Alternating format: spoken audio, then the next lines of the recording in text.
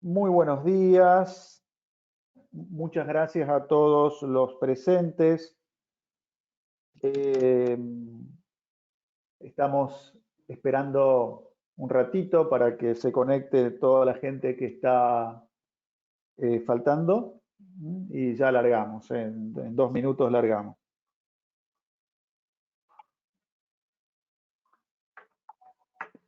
La presentación aborda el tema de seguridad intrínseca. Vamos a hacer un breve repaso de las 3 tecnologías hoy vigentes en este punto, previo a un repaso de lo que son otro tipo de protecciones también para áreas clasificadas. Y vamos a ver las barreras Zener,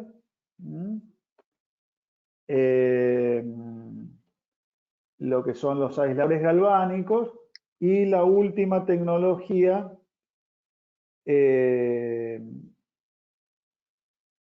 respecto a lo que son módulos de entradas y salidas remotas vía comunicaciones. Actualmente, lo que es la tecnología de barreras Zener es la tecnología más antigua, más económica, pero es la que está en un declive en este minuto en lo que son los usos e instalaciones en obra nueva. La tendencia es poner aisladores galvánicos de seguridad intrínseca y en obras ya de mayor envergadura pasar a todo lo que son módulos remotos de seguridad intrínseca. Bueno.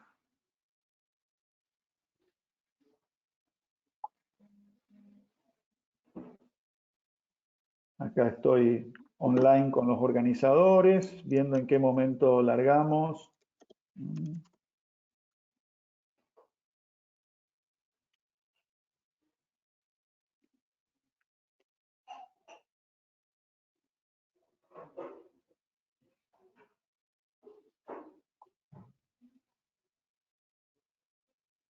Hola Alejandro, ¿cómo te va? Buenos días a todos. Bueno, Alejandro, si querés ir iniciando, es un buen momento. Yo ahora estoy chequeando algunos de los comentarios, sobre todo el señor Alberto, que no está teniendo inconvenientes con el tema del audio, que ahora lo estoy chequeando, pero si estás de acuerdo podemos ir iniciando. Bueno, si todo el mundo está escuchando bien y viendo la pantalla, podemos empezar. Yo ya aquí tengo mi mate preparadito para no quedarme con la garganta seca, como me ha pasado alguna vez en una de estas presentaciones. Bueno, nuevamente muchas gracias a todos los presentes. Mi nombre es Alejandro Marín, y trabajo en el equipo de STAL junto con Mario Reyes, con Gabriel Manusa y Mauro Scoli. CPI, en lo que es productos para áreas clasificadas, trabaja con principalmente la marca STAL y también con algunos productos de la marca Webmuller. También hay productos para áreas clasificadas en la marca M-System, de origen japonés, y algo también en la marca Trafag, una marca de transmisores de temperatura y presión. Pero la marca emblema, hoy por hoy en CPI, en lo que es productos para áreas clasificadas, es STAL, una marca alemana que tiene más de 100 años y que, como muchas de estas empresas centenarias, se ha ido reconvirtiendo también a lo largo del tiempo. Bueno, vamos a empezar con la presentación propiamente dicha.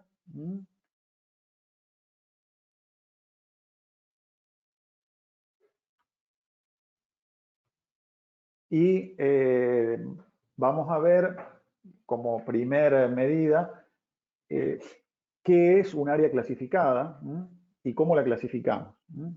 A nivel internacional existen 2 modalidades muy extendidas de clasificación de áreas explosivas. Uno es el criterio europeo, que es con el que trabaja principalmente Stahl y Stahl Alemania, y otro es el criterio y normativa americana, que es el que se usa principalmente en Estados Unidos y en Canadá.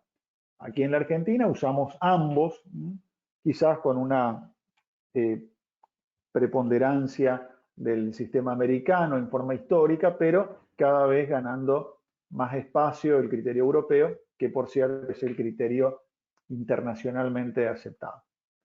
Bueno, muy bien. Atmósferas explosivas vamos a tener de dos tipos. Las atmósferas explosivas que se dan porque hay un gas en el ambiente, que puede ser un líquido en forma de niebla también, o las atmósferas pulvurulentas, cuando hay polvo en suspensión, por ejemplo, partículas de aluminio, partículas que son producto del manejo de cereales. Esas partículas pueden entrar en combustión y al consumir el oxígeno generan una explosión. Entonces, bueno, primer gran división, tenemos que los ambientes explosivos pueden ser como consecuencia de gases en el ambiente o de polvos en el ambiente. Y después vamos a tener la clasificación en zonas 0, 1 y 2 para ambiente de gases y 20, 21 y 22 para ambientes con polvos combustibles. Vamos a hablar de zona 0 o de zona 20 cuando 0 para gases, 20 para polvos, cuando la presencia del gas o del polvo explosivo es permanente o casi permanente o por periodos largos, frecuentes en la situación de trabajo. Vamos a hablar de zona 1 cuando esa situación de gases de gases y 21 en el caso del polvo se da en forma ocasional, pero siempre ligado a una forma correcta de trabajo. Y vamos a hablar de zona 2 para gases y zona 22 para ambientes pulvurulentos, cuando esa situación de presencia de gas o presencia de polvo no se da en situaciones normales, pero se puede dar en situaciones de falla o en situaciones de mantenimiento. Y también se asume que va a ser por tiempos breves o cortos. Para ilustrar lo que dije anteriormente, acá tenemos una imagen para un ambiente de gases, donde tenemos, con el cursor aquí muestro la zona 0, que sería el tanque de combustible. Ahí la presencia del gas combustible es permanente. Luego tenemos la zona 1, que es donde normalmente no va a haber combustible, pero en una situación normal de descarga de un camión de combustible puede producirse un derrame superficial de líquido y que eso genera gases por un periodo corto. Es una situación normal de trabajo. Lo mismo al lado del surtidor donde se ingresa combustible a un vehículo. Y normalmente todo lo que es aledaño a la zona 1 también se considera como área explosiva, en este caso como zona 2, porque ocasionalmente, ante una mala operación en el manejo de la manguera, por ejemplo, se puede volcar combustible y generando gases fuera de la zona 1. Entonces, tenemos zona 0, gas en situación permanente o casi permanente.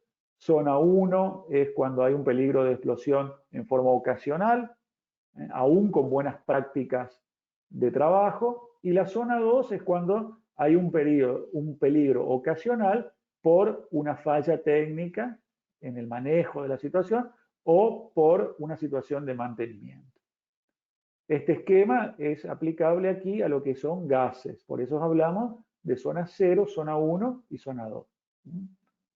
Cuando estamos hablando de polvos, que es la situación que se da, por ejemplo, en cerealeras, en molinos harineros, en lugares donde se manejan partículas de aluminio, como pueden ser empresas de fertilizantes. Acá estamos hablando de polvos combustibles, entonces ya no vamos a hablar de zona 0, 1 y 2, sino que análogamente vamos a hablar de zona 20, 21 y 22. La zona 20 es donde se da permanentemente la presencia del polvo combustible, la zona 21, donde ocasionalmente aparece ese polvo combustible, que lo representamos en el momento en que el camión volcador deposita en una tolva el cereal que va a llegar a través de cangilones o de cinta transportadoras al silo. Y toda la zona aledaña a la zona 21 es la zona 22, donde ocasionalmente, por un mal manejo, por una situación de falla, o por mantenimiento, puede aparecer polvo en el ambiente. Por ejemplo, acá tenemos una cañería o dos cañerías y que esa cañería sufra una perforación. Es una falla, entonces va a haber en este sector la aparición de polvo.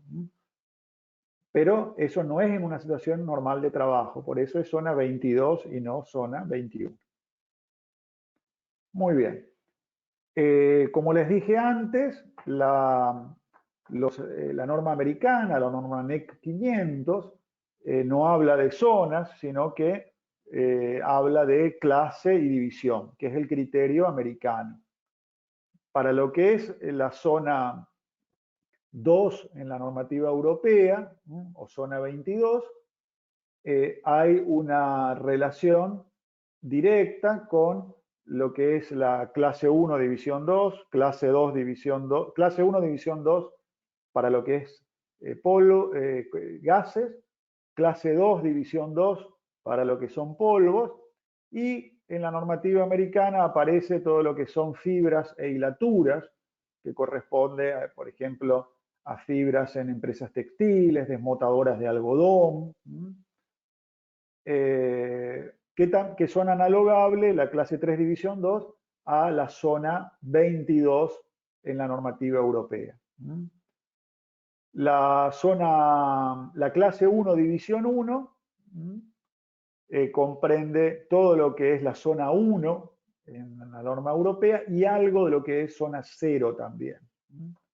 Entonces, ahí ya vemos que no hay una correspondencia directa entre lo que es el criterio europeo o internacional y el criterio americano. Lo mismo para lo que es polvo, la clase 2, división 1, se corresponde con lo que es zona 21 y en algunos casos de zona 20 con norma europea. Y la clase 3, división 1, de fibras de hilatura, se corresponde con lo que es la zona 20 y 21.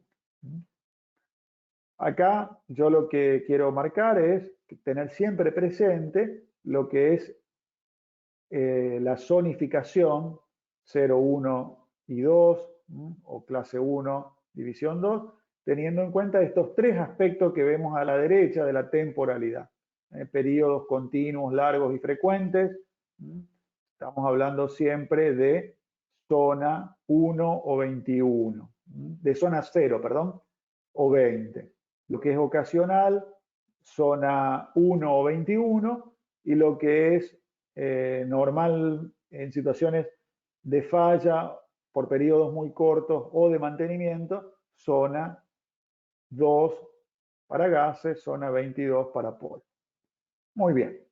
Ya visto entonces este criterio de cómo se zonifica, vamos a pasar a el triángulo de combustión. Igual, otra cosa que quiero marcar es que lo que es la zonificación de una planta, de una instalación. Eso debe ser hecho por un personal certificado, ¿no? Y que tenga la acreditación para hacerlo. Evidentemente, todos tenemos nociones y criterios para darnos cuenta, en general, si un ambiente es zona 1, 2, 20, 21, 22, pero la certificación de eso lo tiene que hacer un profesional acreditado. Muy bien. Para que haya una explosión, tiene que haber 3 elementos. Sí o sí tiene que haber oxígeno, sí o sí tiene que haber un combustible. Ese combustible, como dijimos, puede ser gas, puede ser un líquido, puede ser polvo en suspensión. Y tiene que haber un elemento que incorpore energía a ese sistema para que se produzca la explosión. Si falta cualquiera de estos de estos 3 elementos, no hay explosión. Por ejemplo, si yo tengo combustible, pero no tengo oxígeno, por más que genere una llama, una chispa, no va a haber una explosión. Muy bien.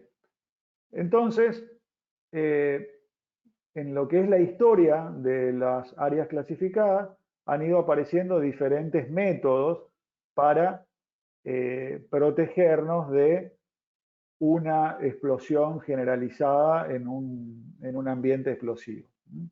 El criterio más antiguo es el de la contención, donde se utilizan cajas antideflagrantes, cajas pesadas, abulonadas, de aluminio o de hierro, donde si hay una deflagración, esa deflagración queda contenida dentro de una caja. Otro método es la prevención, en la cual se va a controlar que la energía que llega al sistema no sea suficiente para provocar una chispa y por lo tanto una explosión. Y por último tenemos el criterio de segregación, donde si tenemos un ambiente explosivo podemos decir, bueno, todo el cierto sector lo voy a segregar, lo voy a aislar del área explosiva a través de un método que puede ser, por ejemplo, la inyección de aire comprimido. Puede ser también la inmersión en aceite del producto en un área explosiva. Puede ser la inserción en una resina epoxi también. Esos son los métodos de segregación. El método que nosotros vamos a trabajar hoy, que es el método de seguridad intrínseca, se encuadra dentro de lo que es la prevención. Acá vemos un listado de diferentes métodos de protección: inmersión en aceite, relleno pulverulento, encapsulado, envolvente presurizado, envolvente antideflagrante, seguridad aumentada, seguridad intrínseca.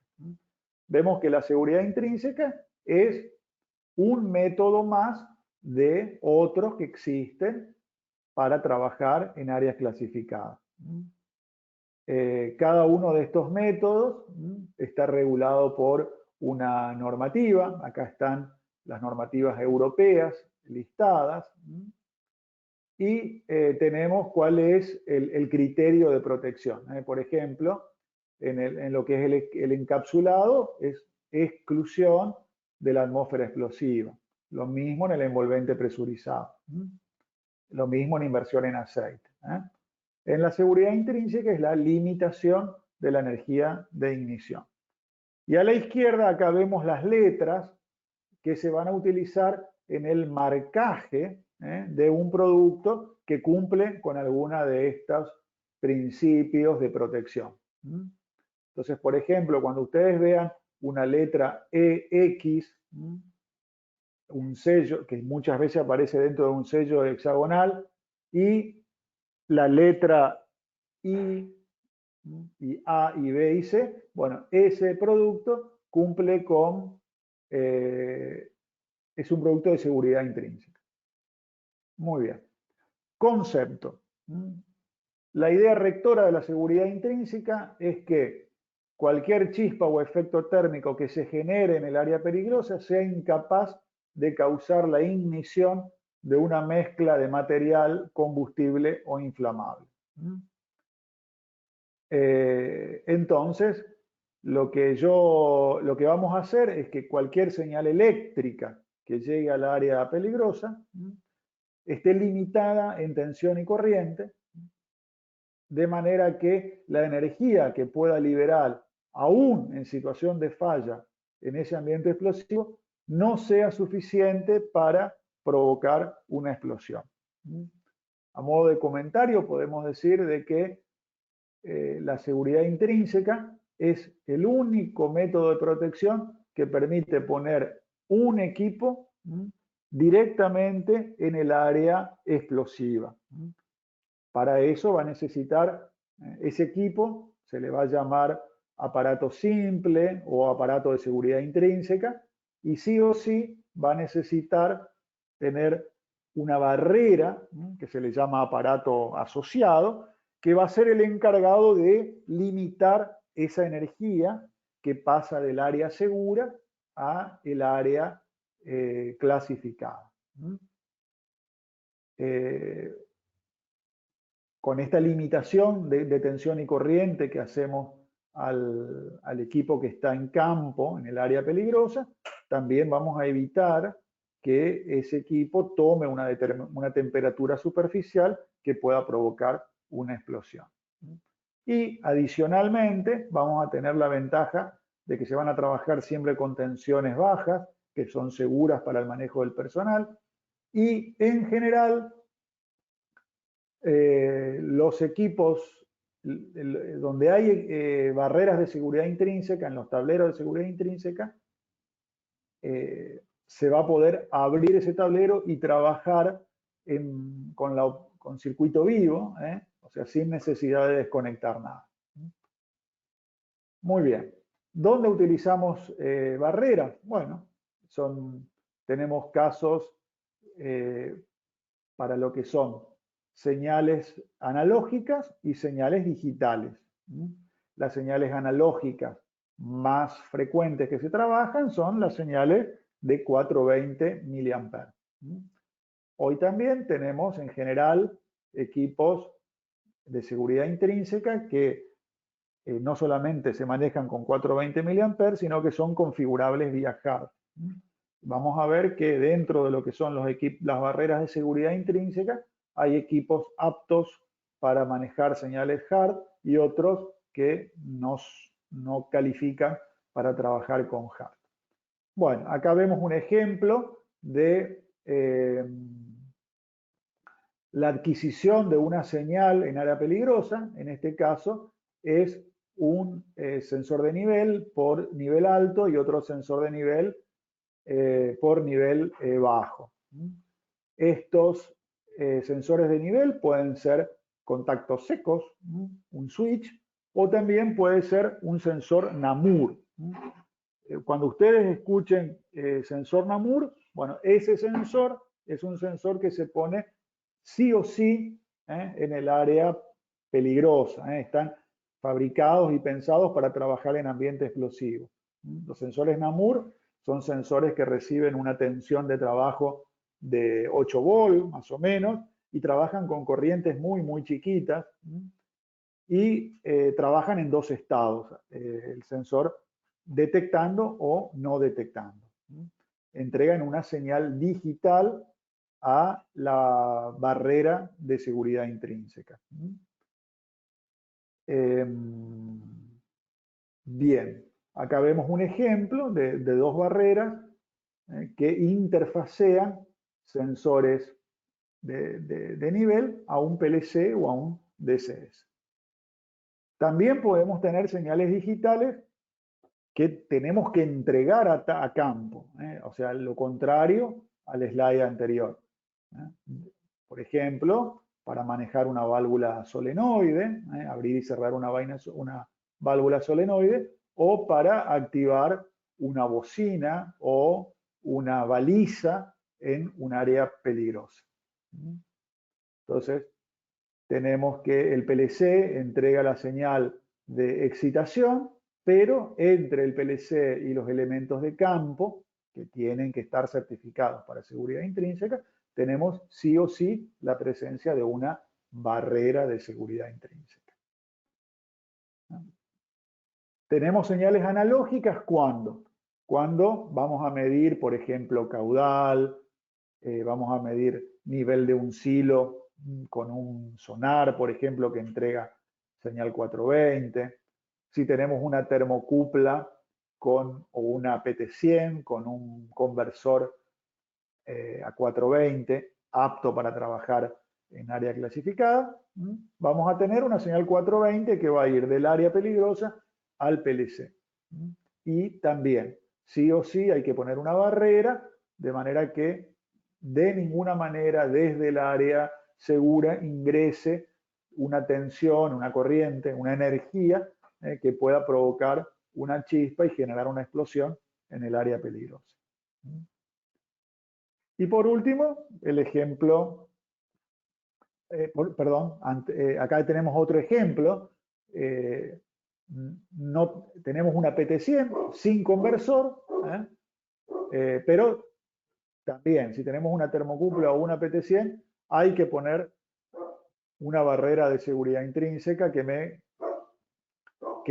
ya no solamente me va a cumplir la tarea de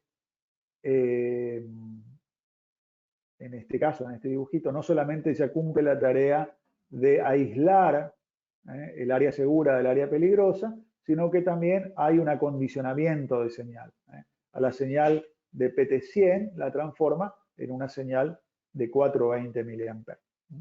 Entonces, acá ya vamos introduciendo que una barrera de seguridad intrínseca también, en algunos casos, va a poder ser va a estar asociado a un acondicionamiento de señal.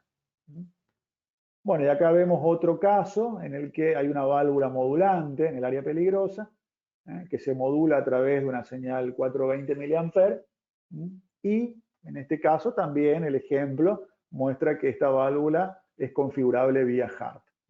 No todas las barreras de seguridad intrínseca para señales 420 son aptas HART, pero vamos poniendo ejemplos concretos de trabajo. Bueno, acá vemos el esquema de lo que es la barrera Zener, que como dije hoy tempranito, mientras se iban conectando, es el método más antiguo de protección. Este método tiene la ventaja de ser muy económico, no necesito ninguna fuente auxiliar y consta de 3 elementos fundamentales. Por un lado, vamos a tener unos diodos Zener, que los diodos Zener tienen la capacidad de limitar la tensión que aparece entre los extremos de la barrera que son entregadas al área peligrosa. Entonces, los diodos Zener limitan el voltaje y la resistencia limita la corriente que desde el área segura se puede introducir al área peligrosa. Y por último también tenemos el fusible, que el fusible obra de protección a los diodos Zener. Es decir, si pongo una tensión muy grande, superior a la tensión Zener, los Zener entran a conducir. Si esa situación se mantiene, tengo que cuidar a los Zener, entonces directamente se corta el fusible. Entonces, ¿cuál es el criterio? Que cuando hay una corriente de cortocircuito, una corriente de falla, esa corriente enviarla a tierra. Y acá viene el primer concepto que tenemos que tener presente en barreras Zener. Para utilizar barreras Zener como barrera de seguridad intrínseca, tenemos que contar sí o sí con una buena tierra. Si no tenemos una buena tierra, no es apropiado colocar barreras Zener. Otra cosa también que se recomienda cuando se trabaja con barreras Zener es trabajar con sistemas flotantes respecto a tierra. Esto no es una necesidad 100%, pero sí es una recomendación para evitar ruido eléctrico que se introduzca en los instrumentos que están en área segura. Es más, a veces, por ejemplo, en lo que son termocuplas, si yo tengo una termocupla, sí o sí debería trabajar con una termocupla aislada, no, nunca con una termocupla no aislada, porque esa termocupla va a estar conectada a tierra y todo el ruido eléctrico que va por tierra va a afectar en general la lectura de esa termocupla. Bien, entonces comentamos que la tierra tenía que ser buena y también tenemos que tener la precaución de hacer una instalación de tierra que sea lo más independiente posible de todo lo que es la tierra estructural. Es decir, toda la tierra que voy a usar para descargar mis barreras Zener, recién unirla lo más cerca posible del sistema principal de tierra. Porque si yo voy conectando las tierras de las barreras Zener a la tierra estructural, se pueden generar loops de corrientes parásitas que posteriormente generan problemas en lo que es la lectura de muchos instrumentos. Entonces, una buena práctica, aparte de lo que es la aislación y trabajar flotante con el equipo en campo, es trabajar con una tierra lo más independientemente posible de la tierra estructural y en lo posible también que esa tierra sea redundante. Es decir, si hubo un corte en la tierra, fíjense que el secreto de una barrera Zener para su buen funcionamiento es una buena tierra. Si por alguna razón el cable de tierra se corta, o el conexionado de tierra, que ya lo vamos a ver, muchas veces se da a través de riel DIN, yo tengo que tener la precaución, bueno, a ver, de una segunda opción para evitar una falla. Entonces, por eso se recomiendan siempre utilizar dos instalaciones de tierra que sean redundantes. Acá vemos en lo que es barreras Zener, hay barreras de un canal y barreras de dos canales. Profundizar ahora un poquito en esto sería bastante largo, no es la intención de esta presentación. En todo caso, si hay gente que se interesa, podemos armar una presentación exclusivamente para ver geometrías de barreras Zener de un canal y de dos canales. Tanto con las barreras de un canal como con las barreras de dos canales se puede trabajar en forma flotante. Hay algunas barreras, muy poquitas, donde sí o sí hay una conexión a tierra del equipo en campo. Que, por ejemplo, este esquema acá, el esquema acá, que tiene la particularidad de ser apto hard, tiene la desventaja de que en el área peligrosa hay un borne que está conectado directamente a tierra. Y normalmente se trata de trabajar flotante en el área de seguridad intrínseca. Entonces tengan presente conceptualmente que tenemos barreras de un canal y de dos canales. En ambos podemos trabajar en forma flotante. Se van a usar barreras de dos canales muchas veces para ahorrar barreras. Por ejemplo, en algunas situaciones, si yo tenía, por ejemplo, 10 instrumentos de de señal 420. Voy a poner otro ejemplo, 10 instrumentos con salida digital en área peligrosa. Yo lo puedo, en vez de poner 10 barreras de un canal, puedo poner 5 barreras de un canal, de 2 canales, perdón, y probablemente una barrera más para alimentación de los equipos en campo o de esos switch en campo.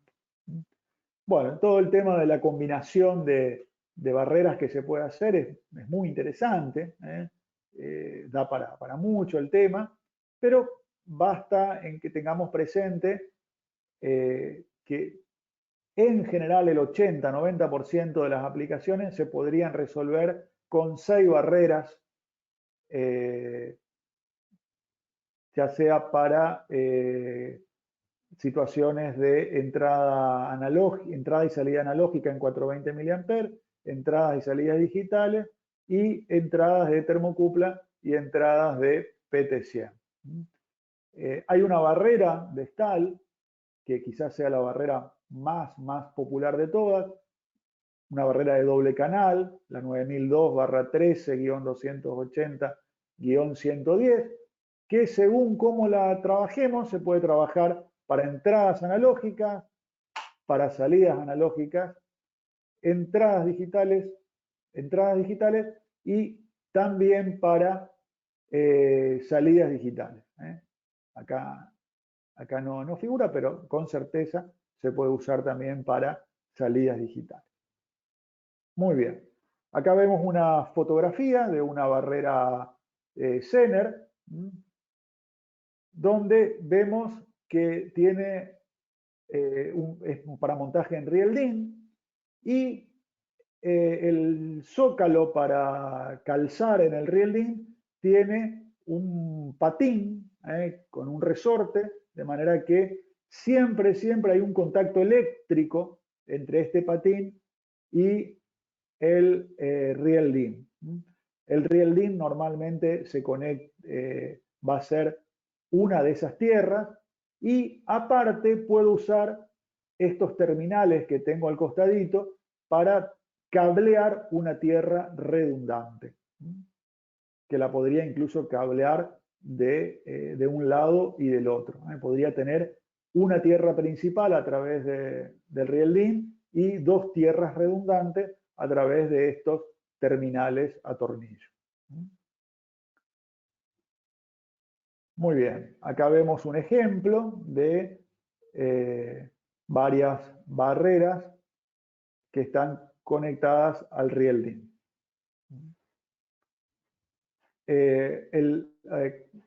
Como les expliqué antes, es una cuestión de buena instalación, tener la instalación de tierra separada del resto de las tierras. Este rieldín debe estar aislado de la placa posterior del tablero. Esa aislación se da a través de accesorios que CPI puede proveer. Tanto en Stahl como en Wendmüller hay incluso más en Wendmüller que en Stahl, hay una amplia variedad de separadores de rieldín y placa de tablero. Bueno, acá vemos otra cosa re interesante que tienen las barreras Zener de Stahl, es que el fusible está accesible al operario de mantenimiento. En algunas marcas, el fusible es un fusible interno, que obliga a desarmar la barrera para reemplazar, desoldar y luego poner un fusible de repuesto. En el caso de Stahl, tenemos que el acceso a los fusibles es directo a través de una tapita donde directamente se remueve, se cambia el fusible y se lo vuelve a poner. Así que es muy práctica la barrera Zener de Stahl. Bueno, acá tenemos un breve repaso de lo que conté antes, de las ventajas que están aquí en el lado izquierdo, y de las desventajas de una barrera Zener. Ventajas: bajo costo, instalación, solución compacta, instalación simple. Puede trabajar con frecuencias de hasta 100 kHz. Tiene un muy buen, esta abreviatura corresponde a tiempo medio entre fallas, es decir, para sistemas seguros, es muy buena. Y una cosa por la que es muy valorada, incluso frente a las nuevas tecnologías que ahora vamos a abordar, es el tema de que no se necesita una fuente auxiliar cuando uso barreras Zener. Yo la señal que entrega el PLC la conecto directamente al equipo en campo. Eso tiene la ventaja de que no voy a necesitar una fuente, pero tiene, entre comillas, la desventaja de que voy a tener que ser muy cuidadoso con qué barrera voy a usar y tener en cuenta la caída de tensión que me provoca esa barrera. Por ejemplo, si yo tengo un switch de campo que está en área peligrosa, el switch, y quiero en área segura poner un relé en serie con ese switch, y a la barrera, esta, la 9002 que le conté hoy, 13/280, que es la más popular, la alimento con una tensión de 24 volts, la bobina del relé en área segura tiene que ser de 12 volts. ¿Por qué? Porque en la barrera voy a tener una caída de aproximadamente 12 volts. Entonces, tener cuidado con eso. Yo voy a estar alimentando la barrera con una tensión de excitación de 24 volts, pero el relé tiene que tener una tensión de bobina de 12 volts porque hay una caída de tensión en la barrera. Así que, bueno, atenti con eso. Todas las barreras normalmente se instalan en área segura, en un tablero de área segura. El cable que sale de la barrera hacia el área peligrosa siempre es un cable, o debería ser, por buenas prácticas de instalación, de color celeste. Y incluso en el tablero, por donde va ese cable celeste que va al equipo en campo de seguridad intrínseca, el cable canal que cubre los cables también debería estar pintado de celeste. El cableado que va al campo no necesita ir por cañería, no se necesita de un cable que tenga características eléctricas especiales. Tengan en cuenta que si hay una barrera y alguien corta ese cable en campo y hace un corto, la barrera está en condiciones de limitar la energía que se suministra a ese punto. Esto es lo que hace a las barreras Zener o a lo que vamos a ver ahora en un ratito, que son las barreras de aislación galvánica, altamente interesantes para trabajar. Me van a evitar tener que utilizar todo el sistema histórico de cañerías, con selladores, con dulet, cajas antideflagrantes, cajas para instalar el equipo en el área peligrosa, cajas de paso antideflagrantes, etc.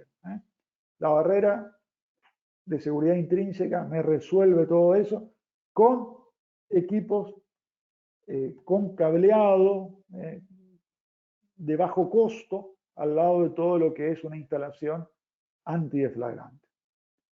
Ahora bien, las barreras Zener van a tener una gran contra, que ya la dije y la vuelvo a repetir, y hay que repetirla siempre.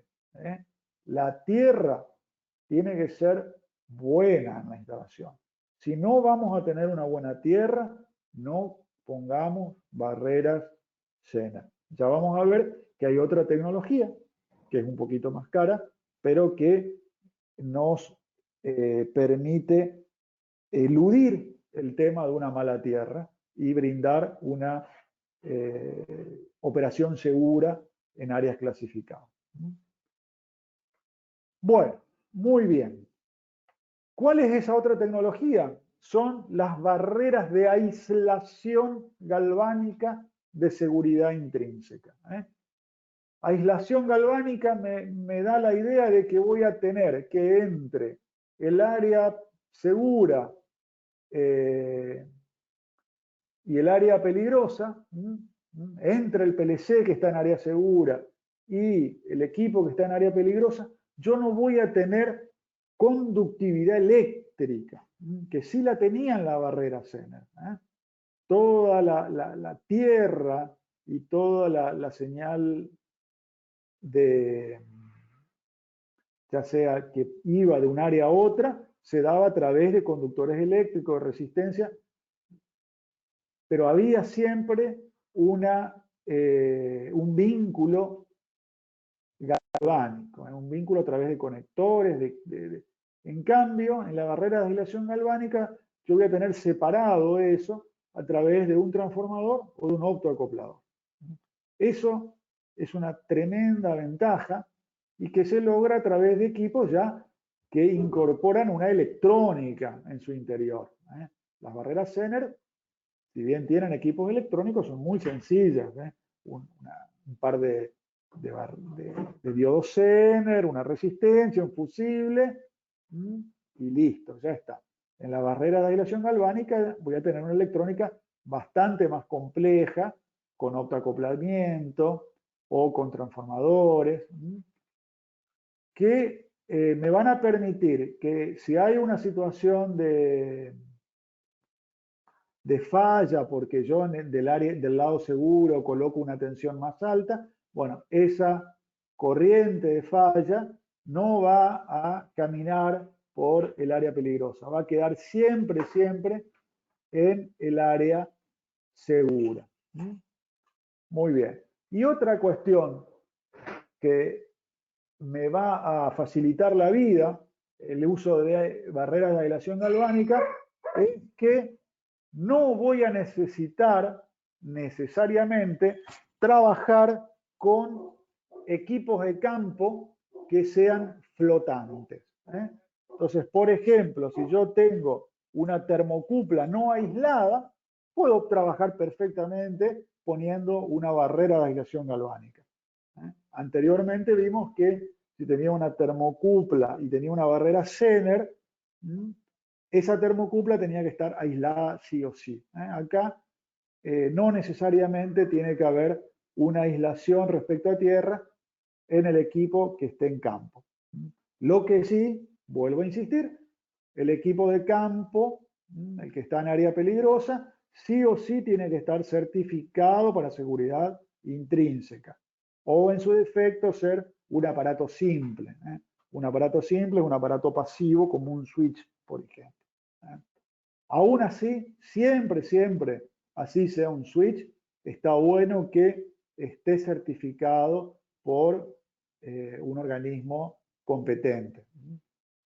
Entonces, eso como lo vemos, bueno, al que nos vende el caudalímetro, la termocupla, el sensor de nivel, le pedimos el certificado. Bueno, muy bien. Acá vemos una imagen de barreras de aislación galvánica de Stahl. Las barreras de aislación galvánica, como no necesitan una tierra especial, se montan directamente sobre riel DIN, pero a diferencia de las barreras, sí o sí voy a tener que alimentarlas con una fuente. Esa tensión de alimentación, según el caso, puede ser de 24 volt, que es lo más usual, o incluso también hay barreras de 220. Esto tener presente para situaciones en las cuales el cliente no quiera poner una fuente. Bueno, hay barreras de Stahl que se alimentan en 220. Y una cosa interesante es que para evitar mucho cableado, yo puedo poner sobre el riel DIN un sistema que se llama Pack Bus, que es de interconexión lateral, de manera de tener, cablear un primer módulo fuente y después a través de ese Pack Bus se entrega la tensión de 24 volt a los restantes módulos. Aquí vemos un listadito de los principales productos que hay de aislación galvánica en Stahl. Tenemos productos para entrada analógica en 420 mA, de un canal y de 2 canales. todos en la familia 9160, que tiene 17 milímetros de espesor, y la 9260, que es un poquito más finita. Luego tenemos las salidas analógicas para válvulas modulantes, familia 9165 y 9167, entradas digitales, salidas digitales, y para señales de temperatura y frecuencia. En la familia 9182 tenemos, por ejemplo, los módulos para termorresistencia, que una cuestión súper interesante que tienen es que no convierten hay modelos que convierten la señal de PT100 a 420 mA, se puede programar a través de PC y a través de un sistemita que se llama FDT. O también hay otros módulos donde a la entrada de la PT100 la reproduce como una resistencia del lado seguro. Eso es algo muy, muy interesante, donde Stahl es una de las poquísimas compañías que tiene ese tipo de productos.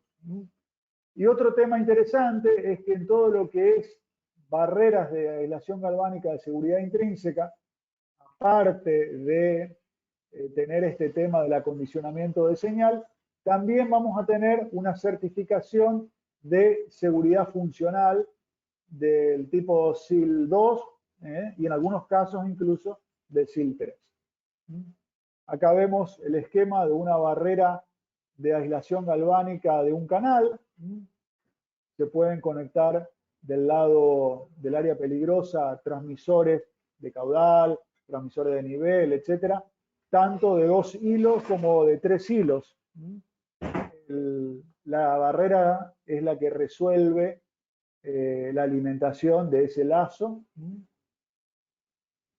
Y también vamos a tener como opcional la posibilidad de un relé, que es el relé LF, que me indica una falla de loop, loop fail.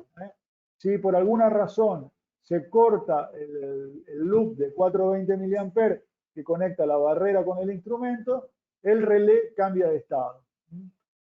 Y fíjense, esta es la conexión al bus rail.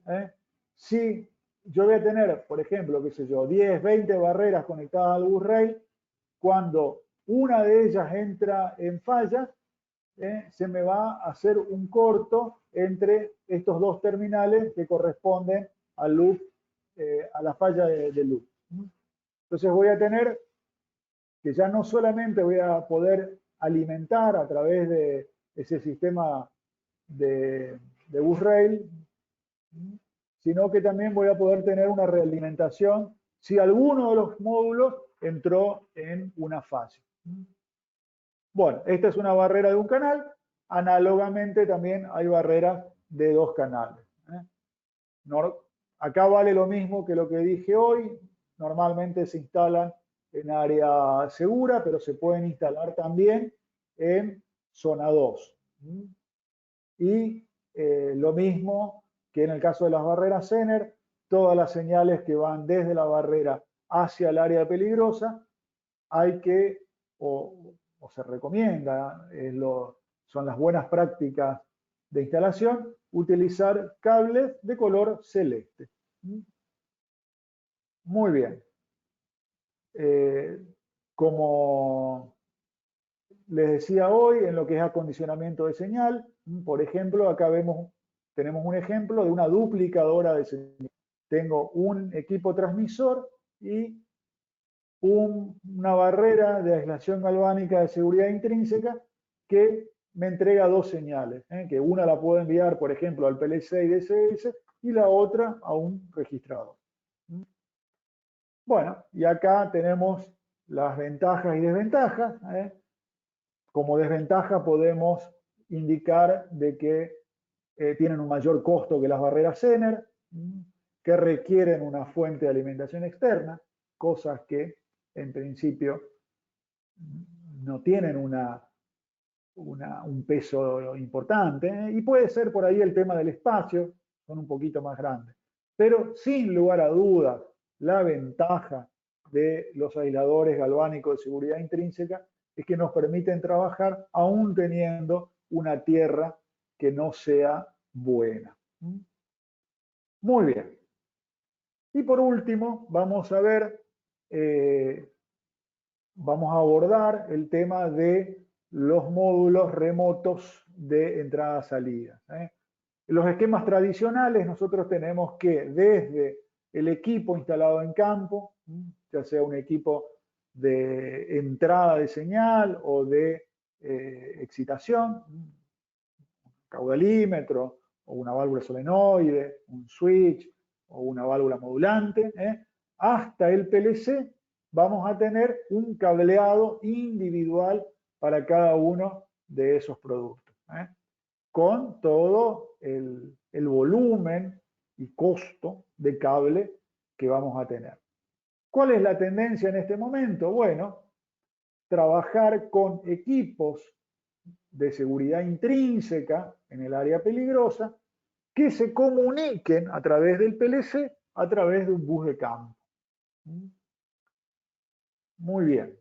Entonces, ¿cuál es la propuesta que hace STAL? Bueno, acá vemos un esquema tradicional donde vemos, por ejemplo, los tableros en el área segura y los tableros en el área peligrosa y los instrumentos en campo, con un sistema tradicional.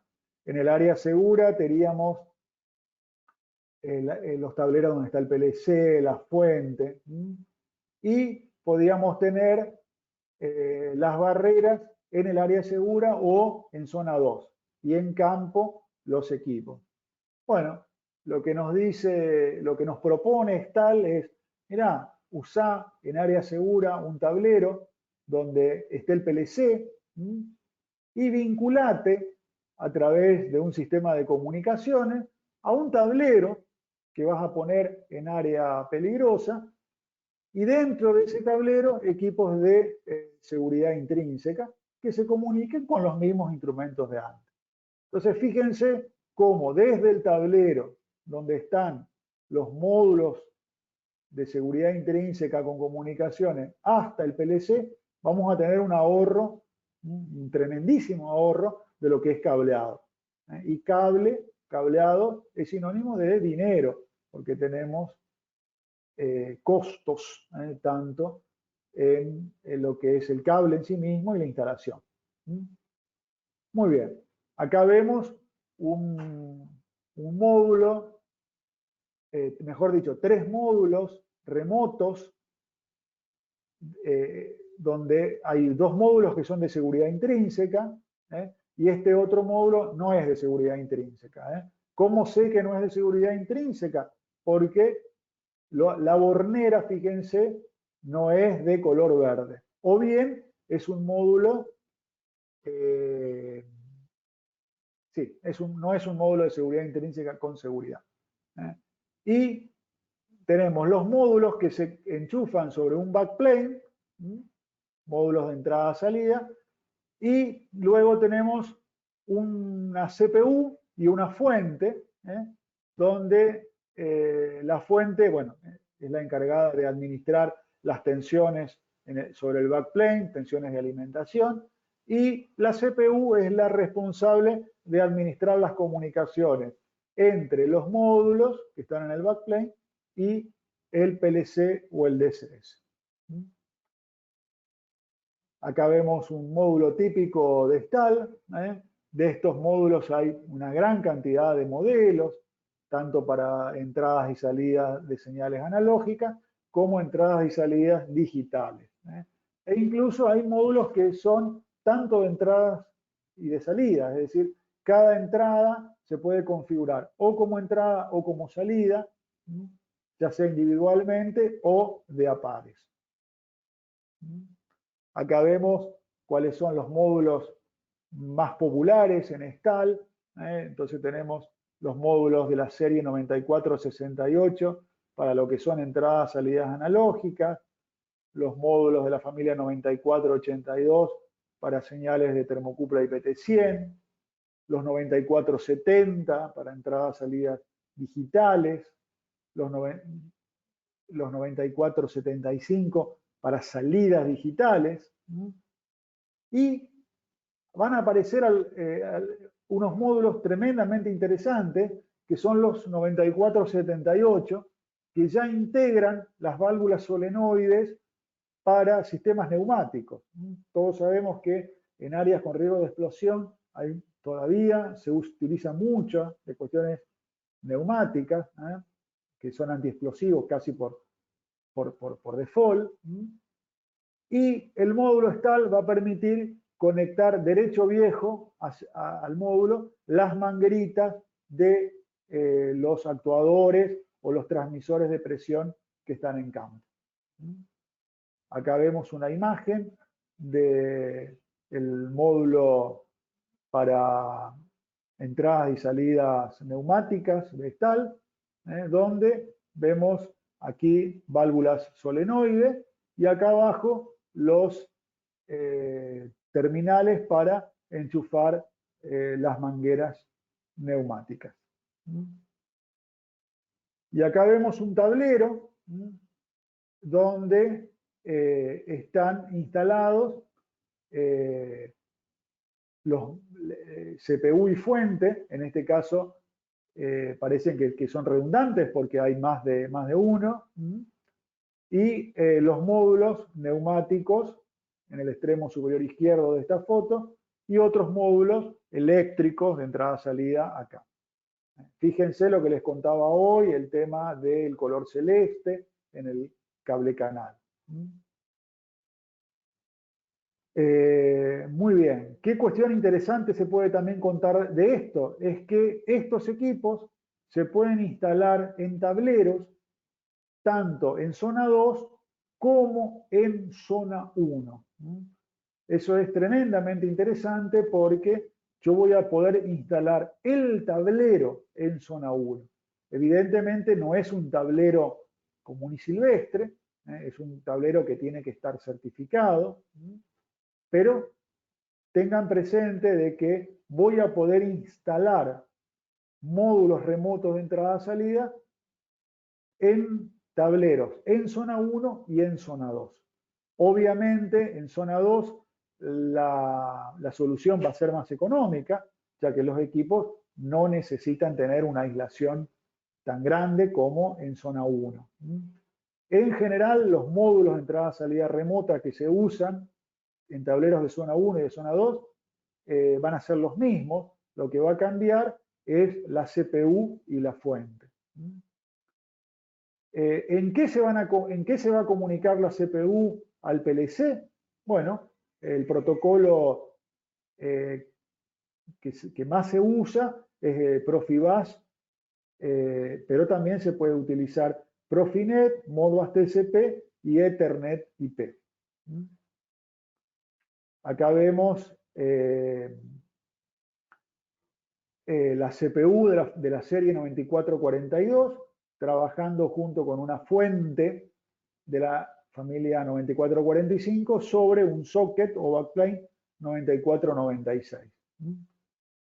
Esta configuración de CPU, fuente y socket es solo para zona 2 y el tablero tiene que estar certificado también para zona 2. Y acá vemos uno de los emblemas de STAL, que son los módulos remotos para zona 1, y no solamente para zona 1, sino que cuentan con la certificación clase 1, división 1, americana, y nuevamente lo que le decía hoy, los módulos de entrada-salida remoto que se usan son los estándares, los mismos que se usan para zona 2, pero cambia la CPU, la fuente y el backplane.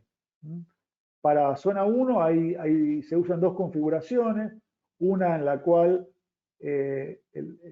la comunicación que voy a lograr con el PLC se da a través de cambiar la base. Entonces tenemos una base que es para Modbus TCP, otra base para Profinet y otra base para Ethernet IP. Y más recientemente salió un nuevo producto donde la CPU es multiprotocolo, no trabaja en Ethernet, pero sí en Modbus RTU un modelo y en Profibus DP más HART el otro modelo. Y la base es la misma para cualquiera de los dos. Y nuevamente, repito, insisto, estos equipos se pueden instalar dentro de un tablero que sea para zona 1 o incluso para clase 1, división 1. Muy bien. Y acá vemos una comparación entre un sistema tradicional en el cual tenemos 1000 puntos de entrada-salida con una distancia entre equipos de campo y PLC de 230 metros y un 20% de reserva. Con el sistema convencional se tiene un gasto de 5.840.000 euros. Esto contempla mano de obra, instalaciones, etcétera, etcétera. Esto es un caso real. Y utilizando módulos de entrada-salida remota, el costo es de 4.340.000 euros. Es decir, estamos hablando de un ahorro del 25%. Ahora fíjense, vamos a ver un caso muy similar, pero en el que aumenta la distancia desde el tablero principal donde está el PLC a los equipos de campo de 250 metros a 1000 metros.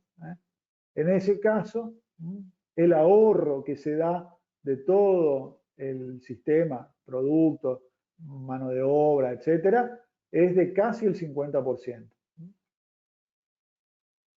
Y acá vemos, bueno, un tablero apto en este caso para zona 1.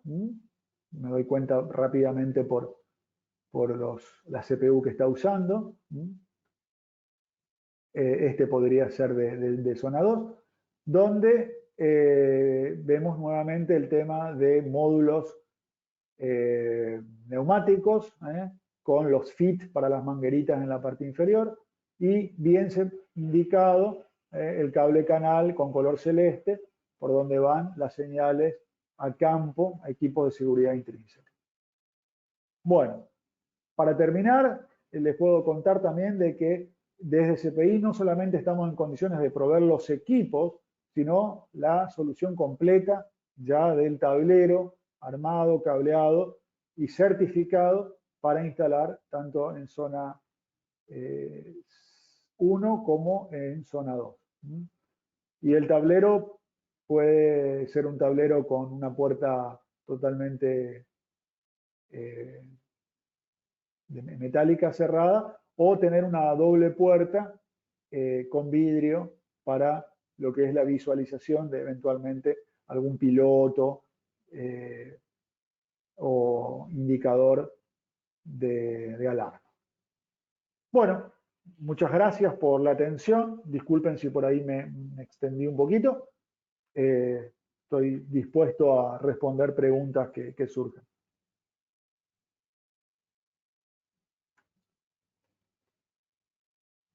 Hola, ¿qué tal? Buenos días. Alejandro, no, por el momento no vemos preguntas. A ver, excelente presentación. Bueno, muchas gracias a Daniel, a José.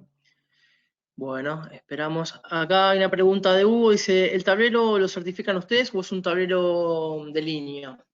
Bien, muy buena pregunta. El tablero viene certificado y fabricado desde STAL. STAL tiene potestad de certificación y el tablero viene armado ya desde Alemania. Nosotros Excelente. desde CPI estamos en condiciones de, junto con el cliente, definir exactamente lo que se necesita, qué módulos poner, y hacemos una cotización del tablero ya totalmente listo para que el cliente lo tome y lo instale en campo. Bien, bueno, a ver, Alejandro, seguimos. El señor Martín Marcos tiene un par de preguntas. Martín, si querés escribirle, yo las voy leyendo. Pablo Badino pregunta si se podría explicar un poco más cómo funciona la electrónica de una barrera aislada galvánicamente.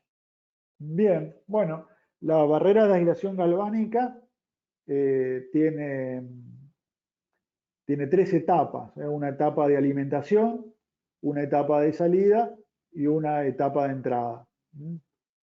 En las barreras de aislación galvánica de seguridad intrínseca, sí o sí, estas barreras tienen lo que se llama triple aislación, es decir, está aislada la alimentación de las etapas de entrada y salida, y también está aislada la salida de la entrada y de la alimentación.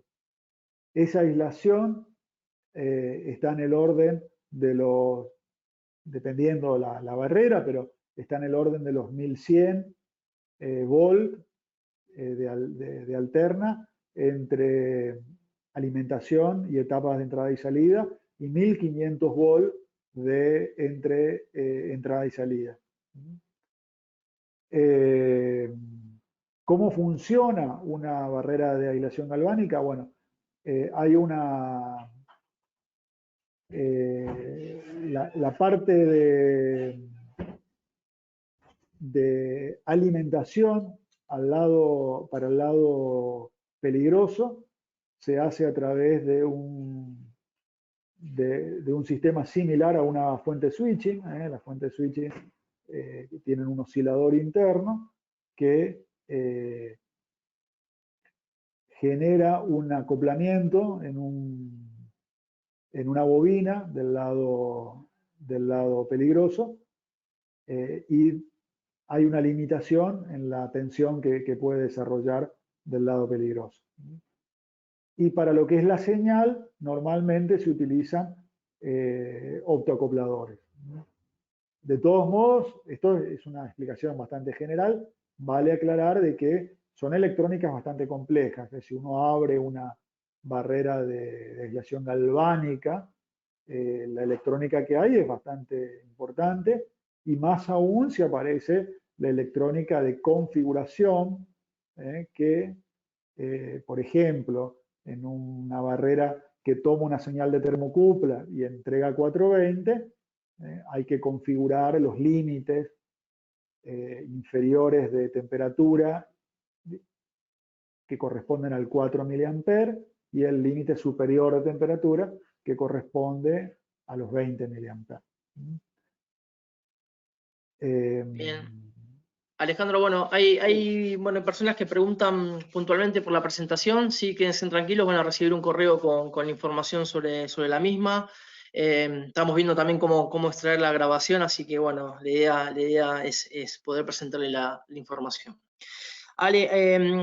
Martín Marcos pregunta si el switch seco mecánico debe tener una forma constructiva especial, porque dice que hay fabricantes que venden sensores comunes y ATEX, y si se debe usar alguna versión ATEX. Bien, bien. Bueno, excelente pregunta. Si el equipo está certificado por un ente responsable y autorizado, no nos tenemos que preocupar de lo que hay adentro del equipo instalado en área peligrosa, como primer medida. Para eso, digamos, hubo un ente certificador que estudió con detalle el producto y emite un certificado. Entonces, si yo tengo, por ejemplo, un sensor de nivel que está certificado para instalarse en zona cero, por ejemplo, un tanque de combustible, bueno, yo confío en que todo lo que está instalado ahí adentro es adecuado para seguridad intrínseca. Ahora bien, un switch entra en la categoría de un elemento pasivo y dentro de lo que se denomina aparato simple. Entonces, en principio, no debería tener una certificación. Pero cuando hay una certificación, tenemos la seguridad de que ese equipo no es un acumulador de energía, que es una situación importante a tener en cuenta. Por ejemplo, ese switch que está ahí adentro. Por ahí se puede comportar como un capacitor. Entonces, cuando está abierto, acumula una energía. Bueno, si el ente certificador me dice de que ese producto es apto para zona cero, bueno, asumimos que hizo los ensayos, todo, y el equipo califica. En principio, un switch es un elemento pasivo, es un aparato simple, no necesita certificación. Ahora, si el equipo la tiene, el conjunto, sensor de nivel, por ejemplo, la tiene, muchísimo mejor. Yo, por ejemplo, si tuviera que poner un sensor de nivel dentro de un tanque de combustible, al fabricante del sensor de nivel le pediría sí o sí que esté certificado ese switch. En cambio, por ejemplo, si tuviera que trabajar con un switch en zona 2, lo pediría, pero si no lo tiene o en una situación de trabajar de emergencia, podría trabajar con un switch común. De todos modos, siempre lo ideal es trabajar con switches certificados. Stal, por ejemplo, tiene switches para trabajar en zona 1 y zona 2 que están certificados y nos dan la completa tranquilidad de que si pasa algo, no era por culpa del switch. Bien, Ale, Martín Marcos también pregunta si la longitud del cable desde la barrera hasta el sensor en campo influye en el retardo de la transmisión de la señal. A Y si hay ver, un límite para el cable, digamos, ¿no? bien, muy buena la pregunta. Un retardo en sí mismo no sería el tema, porque si hay algún retardo, ese retardo, ese delay, puede estar dado a nivel electrónico, en el acondicionador de señal, en el módulo adquisidor de señales del PLC, ahí, o el delay propio que pueda tener el transmisor en campo.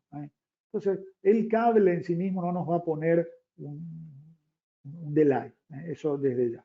Ahora, lo que sí es recontra importante, esto por ahí si hiciéramos un curso que lo podemos hacer, si se prenden, yo lo doy, no tengo ningún problema, es más, estaría bueno. A la hora de elegir una barrera de aislación galvánica o una barrera Zener, hay que tener en cuenta lo que se llaman los parámetros de entidad, tanto de la barrera como del equipo que pongamos en campo. Entonces, por ejemplo, si tenemos que el equipo en campo soporta una tensión máxima de 28 volts, yo tengo que tener la precaución de que la barrera que ponga no suministre, por ejemplo, más de 24 volts. Entonces, mi tensión que suministro a ese equipo tiene que ser menor al que él puede soportar. El equipo puede soportar una corriente máxima de, pongamos, 40 miliamperes. Bueno, el equipo que yo suministre, la barrera, la tiene que limitar a un valor menor a 40. Lo mismo para el parámetro de entidad correspondiente a lo que es potencia, la máxima energía que puede soportar en la entrada del equipo y la máxima energía que puede entregar la barrera. Y después hay otros dos parámetros de entidad que son importantes, que son la inductancia y la capacitancia que tiene el equipo instalado en campo. Esa inductancia y esa capacitancia tiene que ser siempre menor a la máxima que indica la barrera. Ahora bien, un cable me incorpora a mí una capacitancia. Eso lo tenemos que tener presente. Entonces, si un cable es muy largo, un cable, por ejemplo, que tenga 1000 metros, puede incorporarme un efecto capacitor que haga que la barrera que se podía trabajar con pongamos un transmisor a 20 metros, a 2000 metros no lo pueda trabajar. Eso puede darse el caso. Y con respecto a lo que es la caída de tensión en el cable, por ejemplo, en una barrera Zener, en general no va a ser un tema muy importante frente al valor de resistencia que va a tener la barrera. Por ejemplo, un valor típico de resistencia de barrera Zener pueden ser 250 ohm. Y el cable tenemos 4 ohm por kilómetro, o sea, es poquito. No sé si está respondida la pregunta. Y bueno, y quedo, digamos, listo si se quiere armar un curso de selección de barreras, eso lo podemos armar también para enfocarnos más, hacer un focus ahí. Bien, Martín tiene varias consultas que creo que también ameritaría llamarlo a Martín y intimar un poquito más en algunos detalles, pero bueno, pregunta obviamente por servicios de clasificación de áreas, sí, Martín los tenemos, y después te vamos a contar de qué se tratan y cómo son. Después dice, Alejandro mencionó que la barrera Zener de entrada analógica se puede usar como barrera de salida analógica. Entrada digital y salida digital. ¿Se explica este uso en los manuales de las barreras o es algo extraoficial? Ale, se explica, ¿no? Tengo entendido de que está, ¿no? Es más, si ustedes quieren, yo después les envío los 4 conexionados que hay para la barrera 9002/13-280 para estas 4 situaciones de excitación de una válvula modulante, tomar señal de un transmisor, tomar señal de un switch digital o entregar señal a un solenoide. De todos modos, vuelvo a decir, si bien esto se puede utilizar en general en cualquier equipamiento, siempre hay que verificar los parámetros de entidad. Que normalmente esta barrera los cumple, porque es una barrera, entre comillas, comodín. Pero siempre hay que revisarlo. Para hacer algo serio hay que revisar los parámetros de entidad. Bien, excelente. Bueno, Martín, si estás de acuerdo, nosotros nos vamos a poner en contacto con vos para intimar algunos detalles puntuales de tu consulta. Bueno, para el resto que está saludando, les agradecemos mucho sus saludos. Esperemos que haya sido algo interesante para ustedes. La información de esta charla va a estar disponible, digamos, a través de un correo que le vamos a enviar, tanto el contacto de Alejandro como el de Mario Reyes, como el mío, que yo soy Gabriel Manusa, creo que no me presenté, que somos las personas que componemos el equipo de áreas clasificadas. Así que bueno, les agradecemos mucho. Bueno, acá el señor Norberto Pérez nos agradece y bueno, le interesa el curso de selección de barreras. Bueno, como les explicaba recién, van a recibir información de parte nuestra sobre todos nuestros contactos y bueno, y iremos intimando detalles sobre qué tipo de producto le interesa como para hacer foco. Alejandro, ¿tenés algo para comentar? Bueno, en primer lugar agradecerles a todos el haber participado y bueno, el aguante hasta el final, porque cuando estaban todos cuando terminé. Así que bueno, les agradezco mucho y bueno, tanto Mario Reyes, Gabriel Manusa y yo quedamos a disposición de ustedes para cualquier tipo de consulta. Y resaltar este tema. Estal es una de las pocas empresas que en este momento ofrece toda la solución de seguridad intrínseca.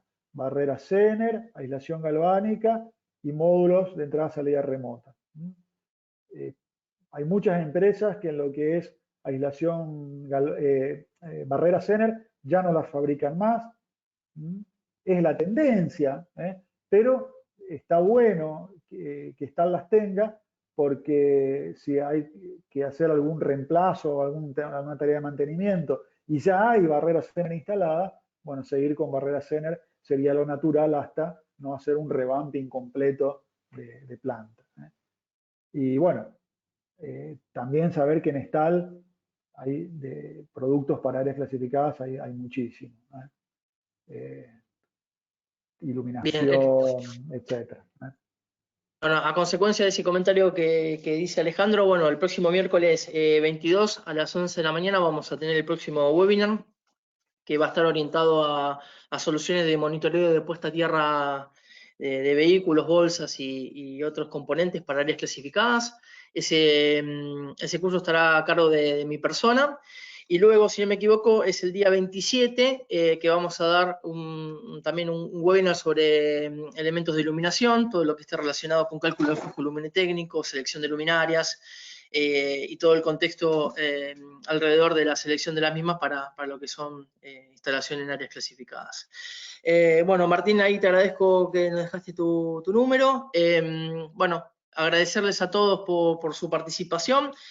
Obviamente en la página CPI siguen estando nuestro calendario, digamos, de cursos y seminarios que vamos a estar dando en este periodo de tiempo. Así que bueno, agradecerles a todos.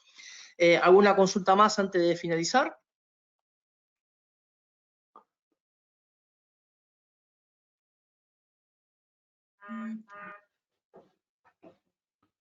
Bueno, excelente. Bueno, les agradecemos a todos y bueno, como les comenté, enseguida van a recibir nuestra información sobre la charla que dio Alejandro y bueno, la invitación para el próximo inscripción, digamos, de cursos.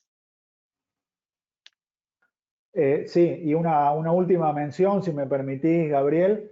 Entrando a la página de CPI, van a tener el calendario de cursos y desde ahí mismo se pueden inscribir.